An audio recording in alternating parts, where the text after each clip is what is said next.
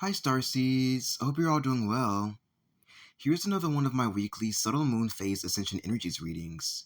Seeing how the waning crescent moon, active from February 22nd through the 27th, will be benefiting us as it's here amongst us at our humble service for the time being. The waning crescent moon is a time for surrender, rest, and renewal, and it's also here to help us deepen within ourselves in order to understand and get to know ourselves on a more personal level than before, which I'm going to ask we receive help with achieving over these next 6 or so days that we have access to its influences at our disposal. I am also feeling that there are opportunities to receive influxes of light, sort of in this infusion or alchemical type of way, straight from the waning crescent moon in quantum time, deriving from earlier timelines and realities that we've long forgotten about within this current lifetime, which will surely do its part to bring you back home further to simpler times, back to your soul, and leaving you scratching your head and asking yourself, where the hell have I been all this time? By the end of the integration and sort of time traveling experience. Potentially even making you break down to your knees from the deep emotional return and remembrance of it all, flying back into your consciousness. So, I'm definitely going to request that we receive this now all throughout our little week with it here, it even working an offering to heal, rejuvenate, and uplift our spirits, while upgrading our mind, perspective, and behavior patterns to a higher, more conscious, mature, yet still youthful and playful level in the process while it is. To continue, more practically, the waning crescent stage is the phase that occurs just before the new moon sets in and appears as a thin crescent winding downwards daily until it is completely invisible, hence the name waning, which I liken to winding, with the illuminating side always pointing east. Each morning, it rises closer to the sunrise and shows less of its illuminated portion. So now that we've integrated the explanation of what the waning crescent moon is, and even got to learn some pretty valuable pieces of information along the way that we can apply to our lives following, I think we've been fed enough to begin getting into the reading. So let's get started.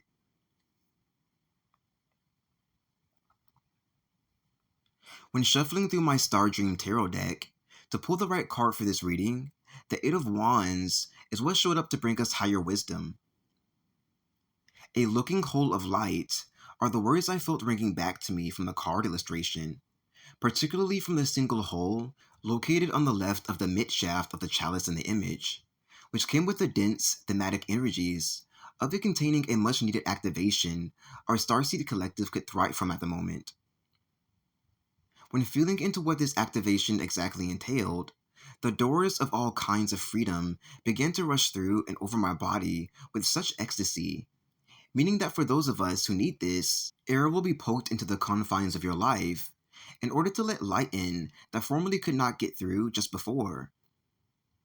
This will inspire and bring forth grand epiphanies you've been needing to have to advance forward in life, which is such the great part about this, and what I'm personally excited about myself.